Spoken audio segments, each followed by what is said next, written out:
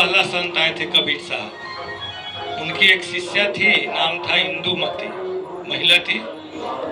तो वो अपने साधना के बल से, जो हम लोग सुमरन ध्यान भजन करते हैं, वो अपने साधना के बल से उसकी चढ़ाई हो गई। जो गुरु महाराज साधन भजन करने के लिए कह रहे हैं कि अपनी जीवात्मा को जगाओ और अपने निज घर चलने की तैयारी करो, फिर तुमको काल का भय नहीं होगा, न फिर तुमको जन्मना पड़ेगा और न मरना पड़ेगा। अपने देश अपने वतन लौट चलो जहाँ की आत्मा वासी है। तो ये आत्मा कहाँ की वासी है? उस परमात्मा के पास से आई है। परमात्मा का एक बूंद कतरा है जो इस शरीर को चला रहा है। सांस की पूंजी मिली है, गिन के मिली हुई है। जिस दिन हमारी सांस की पूंजी खत्म हो जाएगी उस दिन ये शरीर धराम से गिर जाएगा। हिंदू इसको जला देंगे, मुसलमान इसको गाड़ देंगे, किस्सा कहानी खत्म हो जाएगा। लेकिन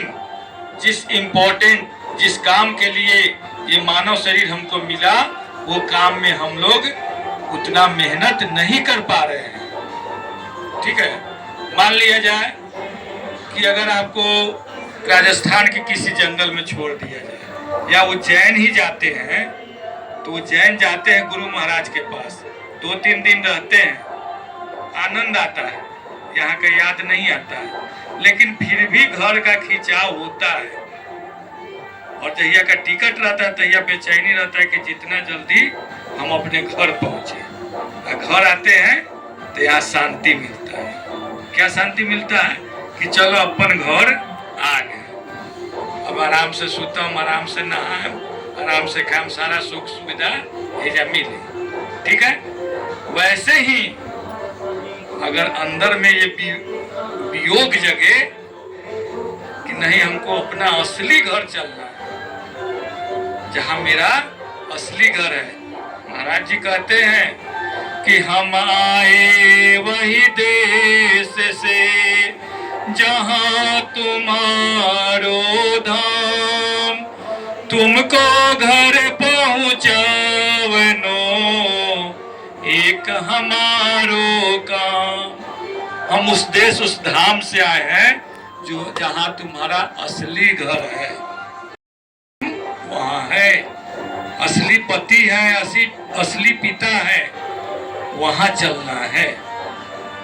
जब हम वहां चल जाएंगे तो जैसे यहाँ आके रिलैक्स महसूस कर रहे हैं, अब नहाने का, खाने का, ये सब हमको सब सिस्टम से चल रहा है, तो वैसे भी जब हम वहाँ चले जाएंगे तो फिर हम सिस्टमेटिक हो जाएंगे।